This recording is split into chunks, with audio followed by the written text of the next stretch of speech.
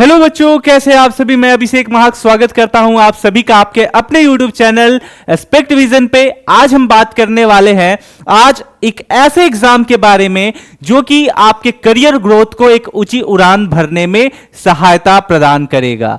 आज हम बात करेंगे पैरामेडिकल कोर्सेज के बारे में कि पैरामेडिकल में कौन से ऐसे टॉप कोर्सेज हैं जो आपको ऑफर करेगी हाई सैलरी, साथ में ही गवर्नमेंट जॉब अपॉर्चुनिटी।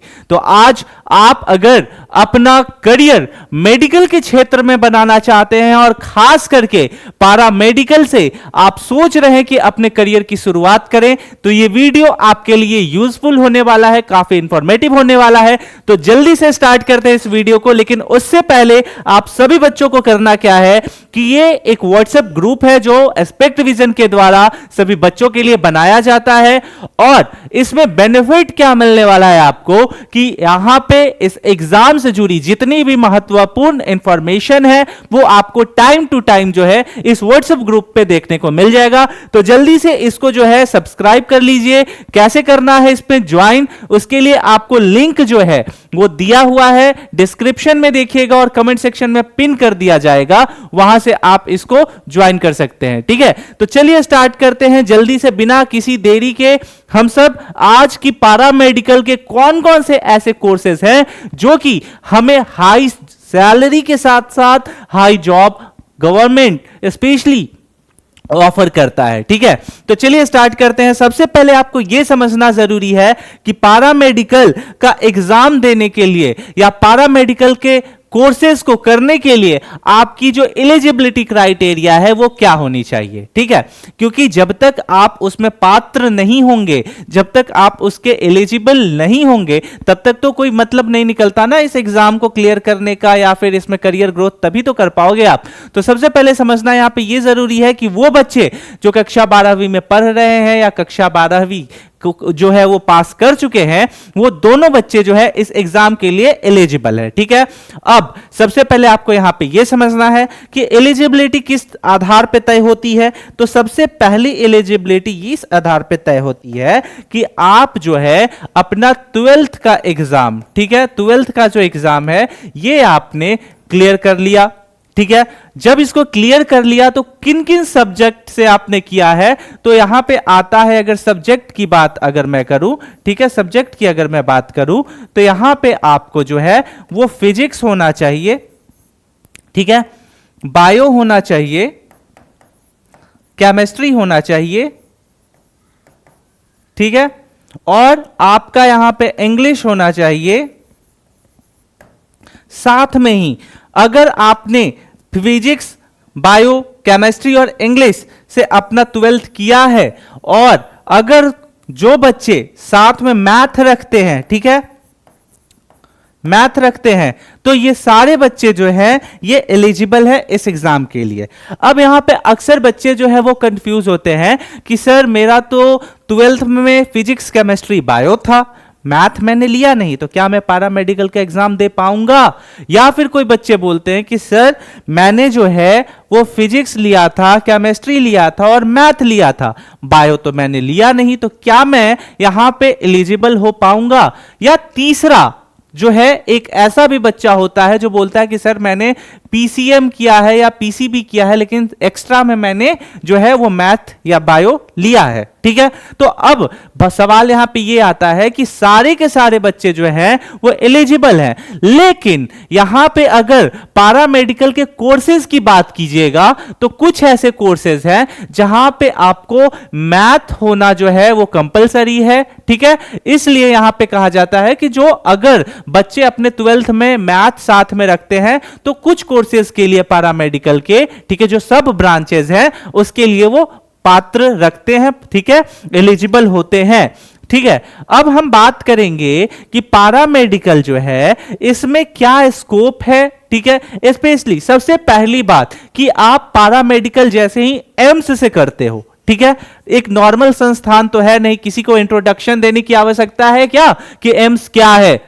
ठीक है, शायद ही आप में से कोई एक ऐसे व्यूअर्स होंगे जिनको एम्स के बारे में नहीं पता होगा और एम्स की क्या वैल्यू है इंडिया में। ठीक है, तो सबसे पहली बात कि आपकी आधी यानी कि 50% गवर्नमेंट जॉब तो यहीं पे सेटल हो जाता है कि सामने वाले बच्चे ने जो है वो एम्स से पढ़ाई किया है। ठीक है, अगर आप छोड़ दो, दुनिया छोड़ दो, अगर आप जहां रहते हो उसके आजू बाजू में भी पता चल जाएगा ना कि आपने एम्स से पढ़ाई किया है, तो सुबह और शाम 3 बार आपके यहां आके अटेंडेंस लगाएंगे कि कैसा है बाबू, पढ़ाई चल रहा है ठीक से, हालत अच्छा है, तबीयत ठीक है, और बाबू कैसे हो, तुम तो बचपन से बहुत होशियार लगते थे पढ़ने में। इस तरीके का होता है। ठीक है, तो एम्स एक आपको स्टेज प्रोवाइड कराएगा। तो यहां तो सवाल ही नहीं है इस पे कोई भी सवाल खड़ा करने का, है ना। तो सबसे पहली बात कि आप जो है वो एम्स से कर रहे हो। दूसरा बेनिफिट क्या है कि पैरामेडिकल जब आप करो तो आपको नॉलेज होना चाहिए कि कौन से टॉप कोर्सेज है। टॉप कोर्सेज से क्या मतलब है? ठीक है, टॉप कोर्सेज से मतलब है कि आपको जो है सबसे ज्यादा वो कोर्सेज करने के बाद मार्केट में डिमांड है, आपको हाई सैलरी है, आप जहां चाहो वहां इजीली ज्वाइन कर सकते हो। ठीक है, तो इस तरीके के कोर्सेज को टॉप कोर्सेज के श्रेणी में रखते हैं। अब जब टॉप कोर्सेज की बारी आ जाती है तो आपके सामने मैं ये कुछ कोर्सेज लेके आ रहा हूं।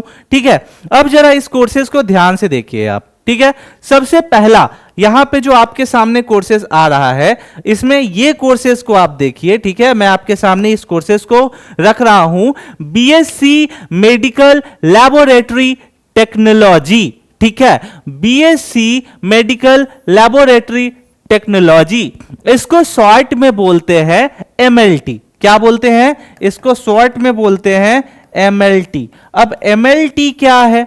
ठीक है, इसका स्कोप क्या है, इसमें का क्या भविष्य है? तो देखिए, एमएलटी जो है इसमें आप रिसर्च के सेक्टर में भी जा सकते हैं। ठीक है, इसमें आपको लेबोरेटरी से जुड़ी जितना भी रिसर्च है उसमें आप अपना भविष्य बना सकते हैं। तो इसमें आप रिसर्च के सेक्टर में जा सकते हैं। साथ में ही अगर इसकी सैलरी की बात करें तो स्टार्टिंग इसकी सैलरी आपको 25 से 30 हजार से मैक्स टू मैक्स इसका 1 लाख के नियर बाई में देखने को मिलता है। ठीक है, तो ये इसका जो है ग्रोथ है। दूसरा कि इसको कर लोगे ना आप, तो आप जहां भी प्रैक्टिस करोगे वहां आपको टॉप फैकल्टी रहेगा, जो टॉप लेवल का आपके सामने पढ़ाएगा, आपको जो समझाएगा वो इंडिया का तो टॉप लेवल फैकल्टी रहने वाला है। तो आपका जो नॉलेज है यहां से आप अपने नॉलेज को सीधे अब्रॉड भी शिफ्ट करा सकते हो। ठीक है, क्यों? क्योंकि वहां पे आप हायर डिग्री का जब नॉलेज और ले लोगे तो आपकी सैलरी का ग्रोथ तो होगा ही, साथ में आपका जो लेवल है उसका यहां से लेके यहां तक का ग्रोथ हो जाएगा। ठीक है, तो ये एक one of the best courses आपके सामने हो सकता है, अच्छे से लिख लेना। ठीक है, मैं बता रहा हूं दावे के साथ कि आपके सामने जितना भी मैं कोर्सेज अभी लेके आया हूं, आप कहीं भी क्रॉस चेक मुझे कर लो कि सर ये कोर्सेज जो है पैरामेडिकल के क्षेत्र में बेकार है, फिर आप मुझे बताना, आप क्रॉस चेक कर लेना। ठीक है, मैं खुला चैलेंज बोल रहा हूं। उसके बाद दूसरा आता है बीएससी रेडियोलॉजी। ठीक है, आपका जो बीएससी रेडियोलॉजी है इसमें भी आपका करियर ग्रोथ जो है वो one of the best career growth आपको देखने को यहां पे मिल जाएगा। ठीक है, अब आप बताओगे कि सर रेडियोलॉजी ऐसा क्यों आप बता रहे हो कि BSc radiology one of the best courses में से एक है? आपको सबसे पहले कि इस सब क्षेत्र में, ठीक है, ये कुछ ऐसे क्षेत्र हैं जिसकी डिमांड बहुत ज्यादा है, बहुत ज्यादा। ठीक है, आप कहीं भी जाओ, ठीक है, भारत में ही, बाहर की तो बात ही छोड़ दो, भारत की बात करते हैं। ठीक है, अगर आपने एम्स से ये डिग्री ले लिया ना पैरामेडिकल में, रेडियोलॉजी वाला, ठीक है, तो इसका डिमांड, इसकी सैलरी, इसमें तो और इजी वे में आपको ज्वाइनिंग मिलेगा। ठीक है, इसलिए वन ऑफ द बेस्ट आता है। ठीक है, अगर वही बात की जाए तो देखो, एक एनेस्थीसिया, आप मुझे ये बता दो कि एनेस्थीसिया का रिक्वायरमेंट कहां नहीं होता।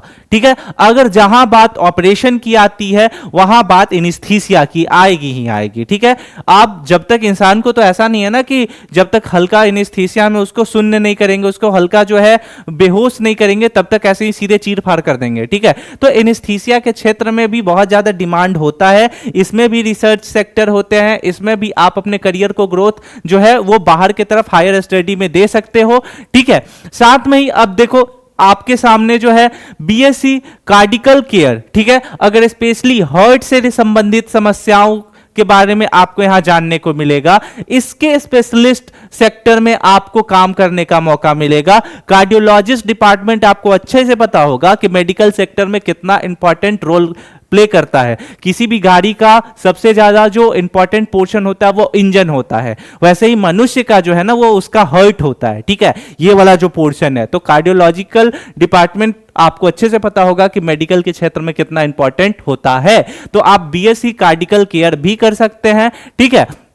वहीं अगर बात करें तो आप बीएससी ऑपरेशन थिएटर टेक्नोलॉजी में भी रिसर्च कर सकते हैं। यहां आपका करियर ग्रोथ देखने को मिलेगा। इसकी सैलरी, ये सब की बात की जाए, कार्डिकल केयर की तो सैलरी 1 लाख प्लस भी जाती है अगर आपका सही तरीके से आपने अपना प्रेजेंटेशन दिया तो। उसके बाद दूसरा चीज है ऑपरेशन थिएटर टेक्नोलॉजी की अगर बात की जाए तो इसका अगर मैं बताऊं तो स्टार्टिंग 25 से लेके 30 तक होता है।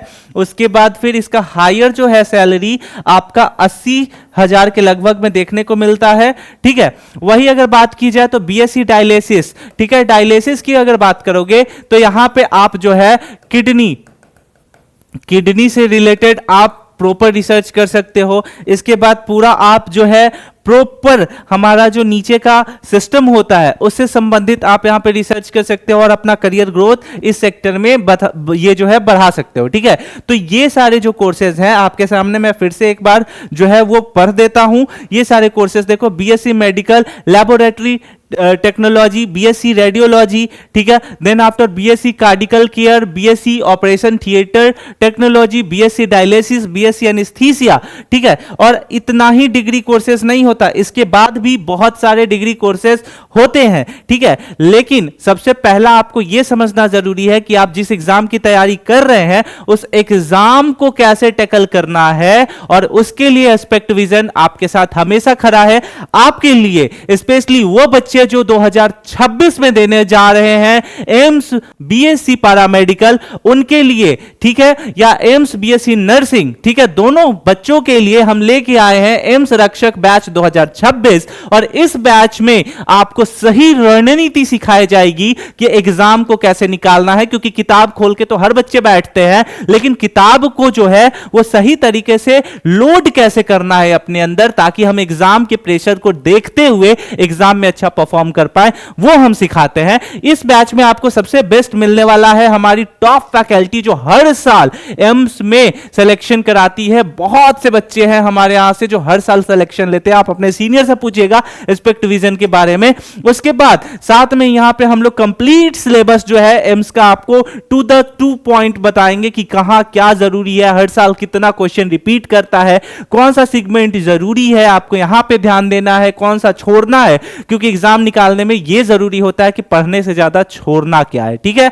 दूसरा आपका पीडीएफ नोट्स और टेस्ट हम लोग सारा सब कुछ आपको करवाते हैं। यहां पे आपको प्रॉपर टेस्ट होगा कि हर साल जो आपने एग्जाम में देते हैं वहां जाके एग्जाम में जो आप दोगे, ठीक है, उस लेवल का जो प्रेशर आपको है वो सारा सब कुछ आपको डील करना सिखाया जाएगा इस टेस्ट के माध्यम से। उसके बाद यहां पे आपको लाइव और रिकॉर्डेड क्लास मिलेगा।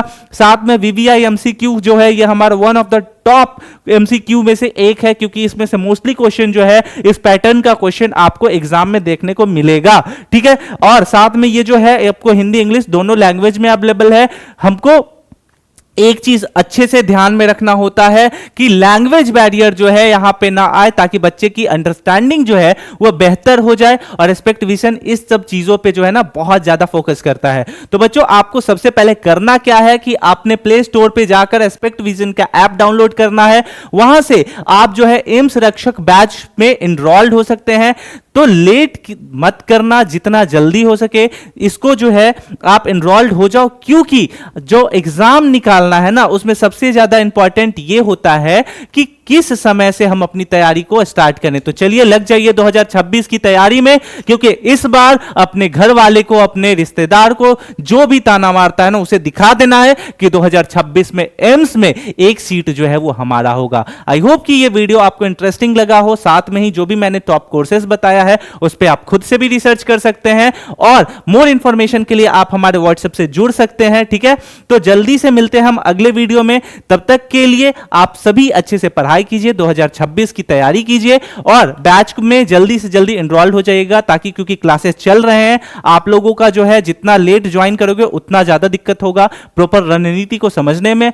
मिलते हैं अगले वीडियो में, तब तक के लिए स्टे सेफ, टेक केयर, अच्छे से पढ़ाई कीजिए। जय हिंद।